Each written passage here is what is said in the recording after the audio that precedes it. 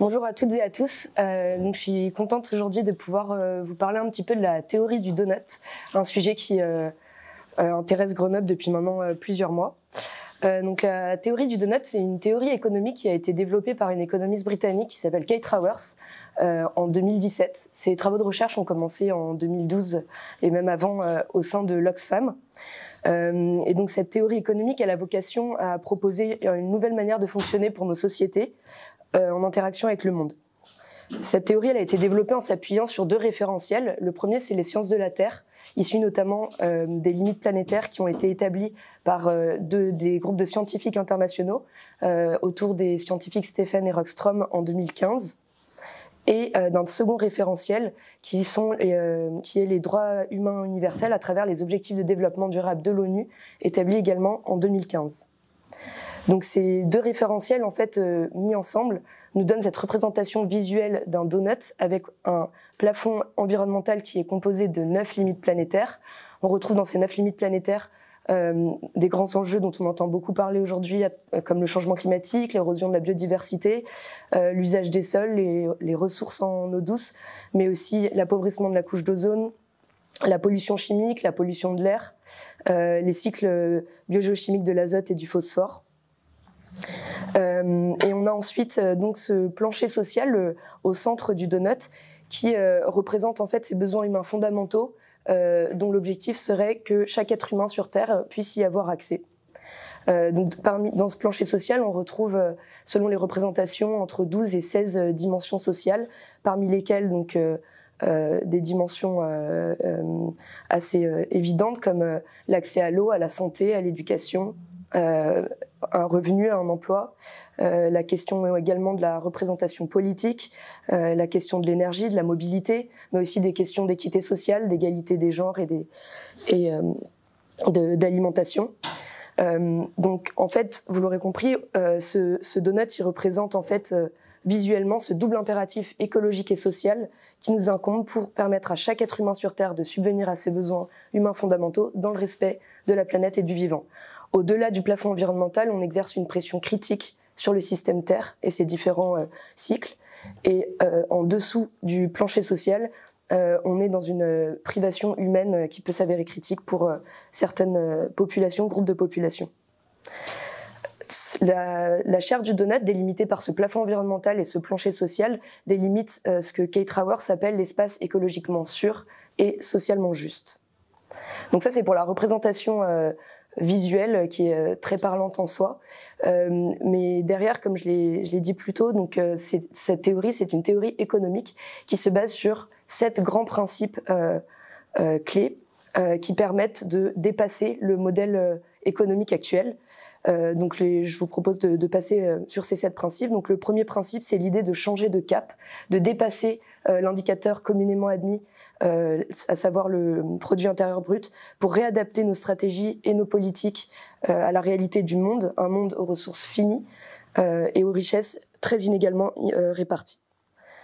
Le second principe, c'est l'idée de prendre en compte les interdépendances et de resituer les sociétés humaines au sein du système Terre et d'identifier toutes ces interdépendances qui font que notre économie dépend aussi de ce cadre-là. Donc c'est arrêter de penser notre société en silos et de considérer cette dépendance qu'on a envers le système Terre. Le troisième principe, c'est cette idée de cultiver la nature humaine et de renouer avec le monde vivant dont l'humain fait partie en valorisant cette réciprocité sociale plutôt que des relations de compétition ou de domination.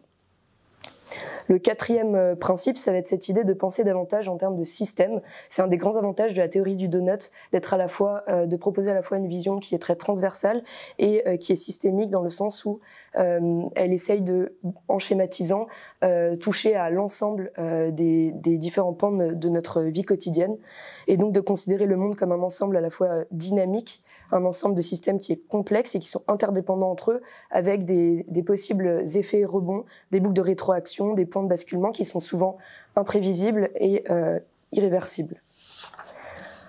On a ensuite deux grands principes qui sont les fondements de la théorie du donut. Le premier, c'est la question de la redistribution et de s'orienter vers des sociétés qui permettent de répartir à la fois la propriété, la richesse, le pouvoir, pour les partager plus équitablement et pour réenvisager la manière dont la valeur créée est répartie parmi les sociétés humaines pour gagner à la fois en résilience collective et accentuer cette idée de décentralisation. Le sixième principe, c'est le principe de régénération, et donc d'essayer de chercher à s'inspirer davantage de la nature et des cycles du vivant pour revoir notre rapport au temps, pour revoir notre rapport avec les différentes autres espèces vivantes et diversifier aussi les formes de valeur créée, ne plus s'intéresser uniquement à de la valeur économique ou financière, mais considérer aussi des valeurs environnementales ou sociales. Et enfin, le dernier grand principe, qui n'est pas des moindres, c'est cette idée d'être agnostique en matière de croissance et de dépasser cette idée de viser à prospérer, à prospérer dignement plutôt qu'à croître indéfiniment dans la peur du chômage ou des pics énergétiques. Et donc, c'est l'idée de penser davantage sur un long terme plutôt que du court terme. Et donc, on va parler de modèles aussi post-croissance.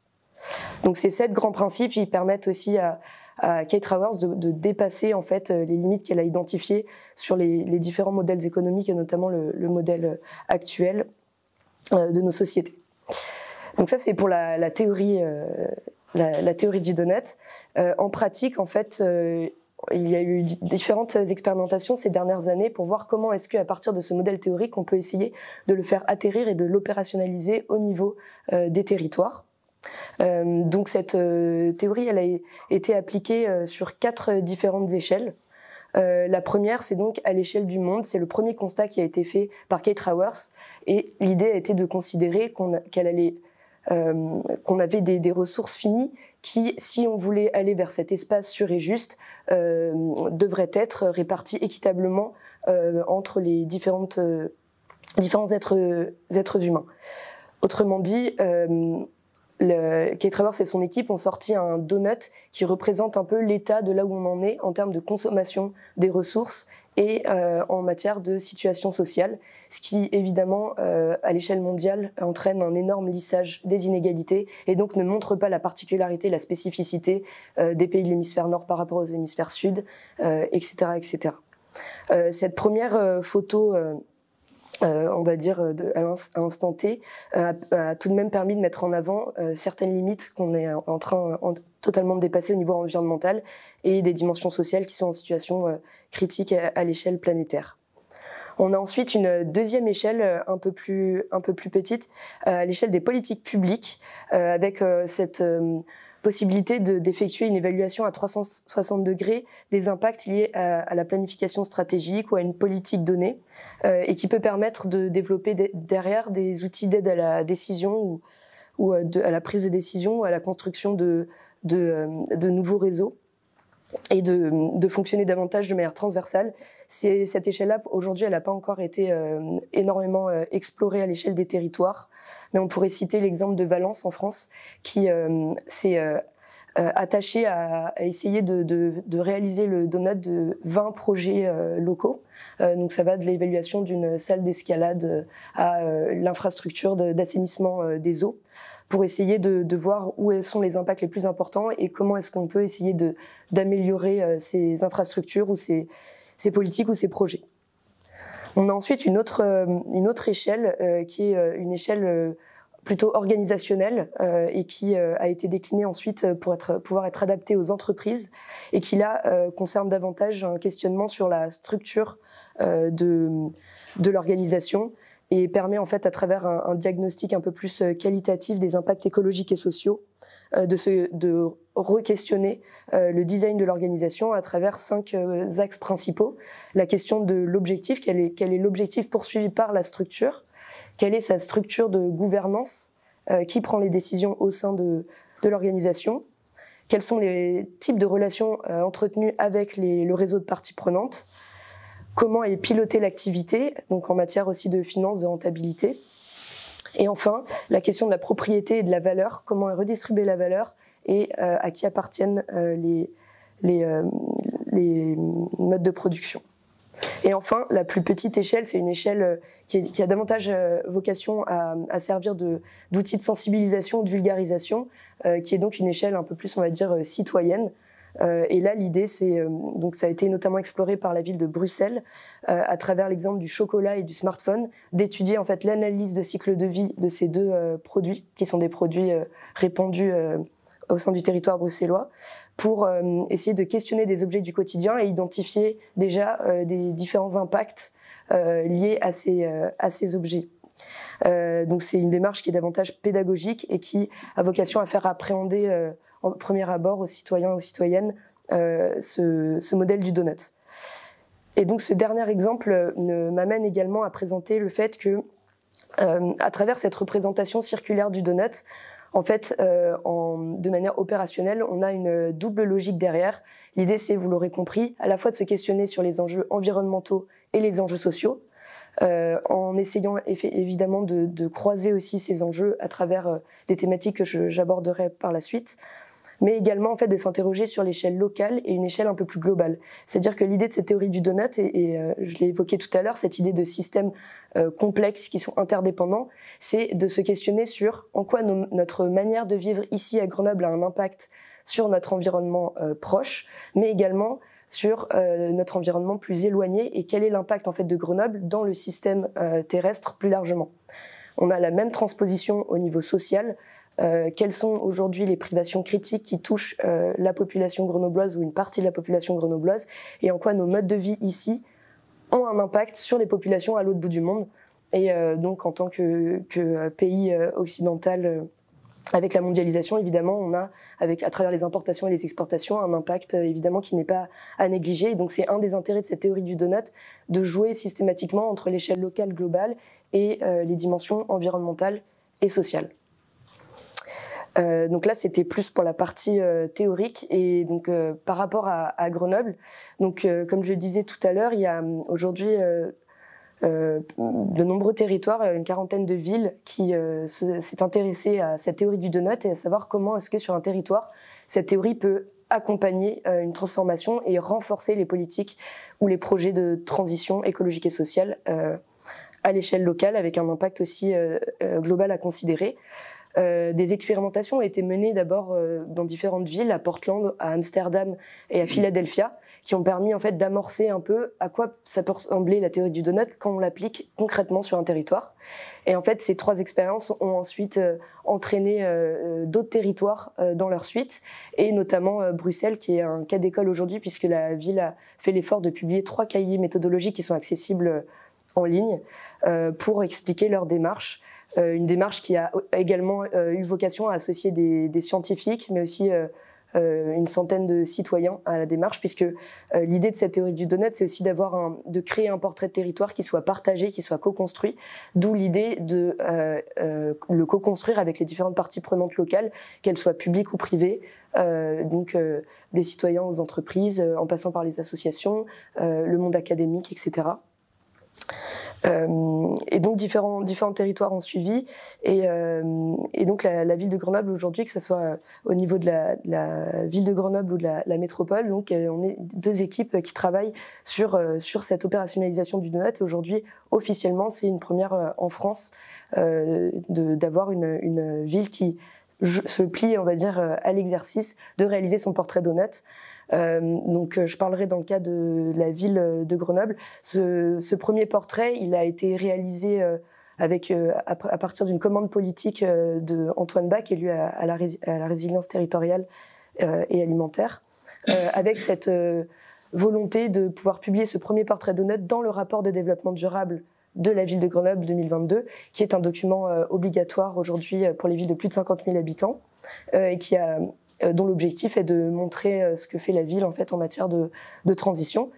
Et donc la volonté d'intégrer ce portrait donut en fin de rapport, c'est aussi cette volonté de montrer que aujourd'hui il est nécessaire de penser de manière transversale nos politiques de transition et de considérer à la fois les enjeux environnementaux en croisant les enjeux sociaux avec ces notions de justice sociale et environnementale qui sont aujourd'hui indispensables.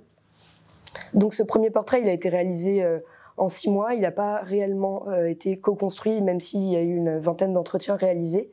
Comment est construit ce portrait? Donc l'idée, c'est que dans chaque dimension, on va aller creuser différents indicateurs qui vont permettre soit de rendre compte d'une situation, donc sous la forme vraiment d'un diagnostic de données, par exemple sociodémographiques, le taux de chômage sur le territoire, ou aussi bien des indicateurs de suivi ou d'effet.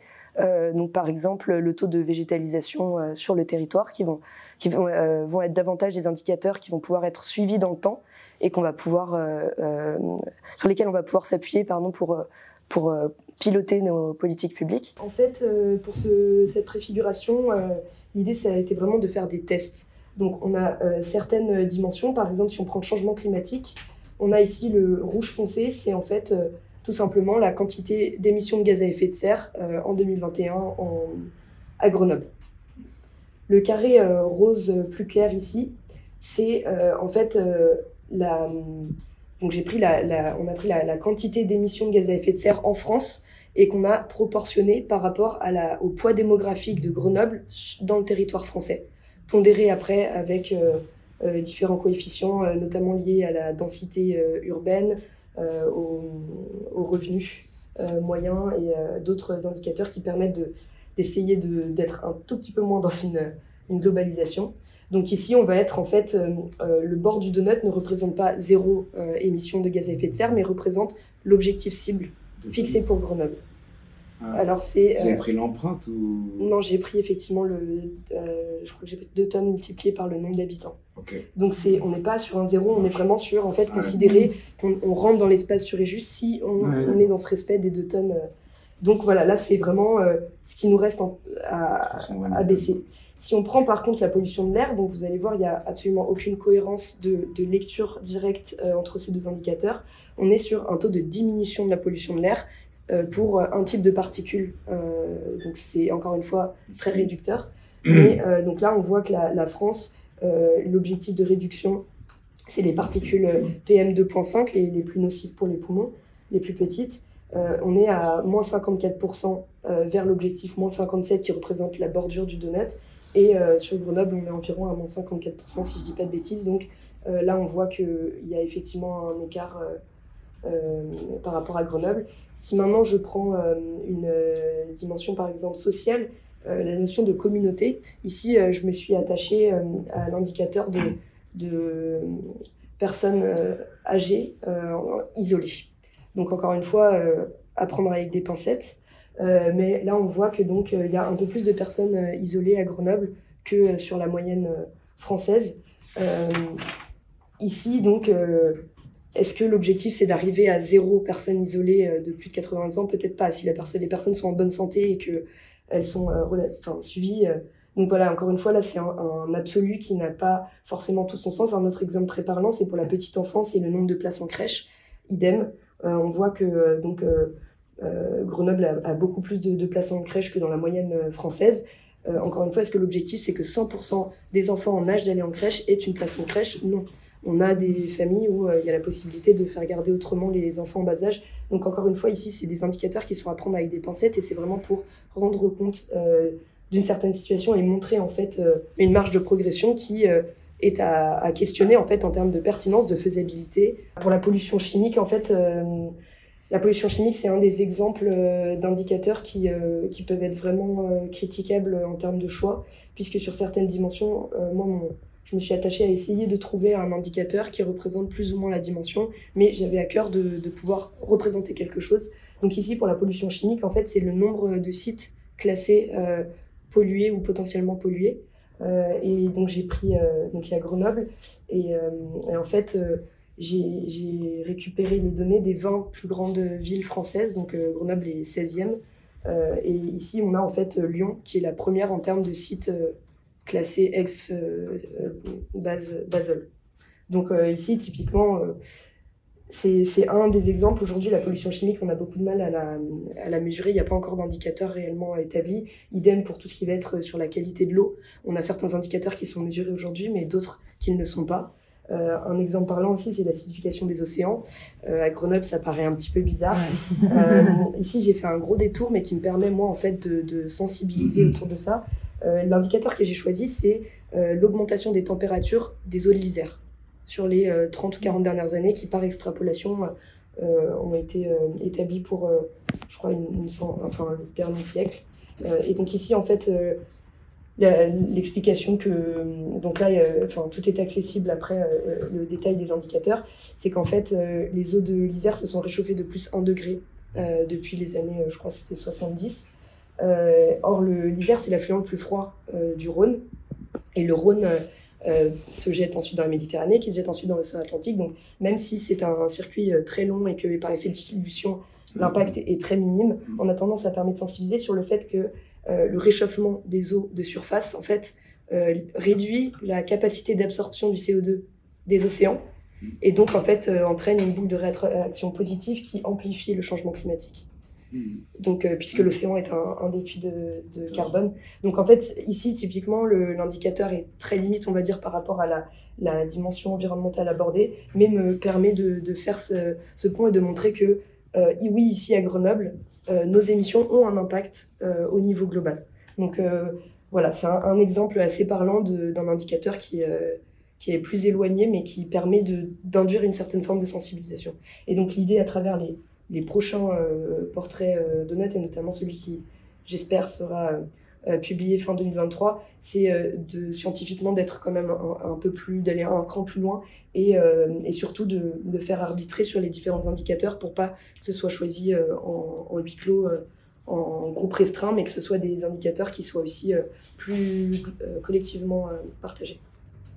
Donc là, l'idée, c'était vraiment de publier un premier portrait qu'on a appelé une préfiguration d'un portrait de territoire pour montrer en fait à quoi cela peut ressembler et amorcer ce travail de co-construction avec les différentes parties prenantes locales qui va donc être le déploiement sur l'année 2023 et qui va notamment impliquer un travail au sein de la mairie avec les différents services pour pouvoir faire aussi une mise à plat de l'ensemble des indicateurs aujourd'hui qui sont utilisés dans les différentes dimensions.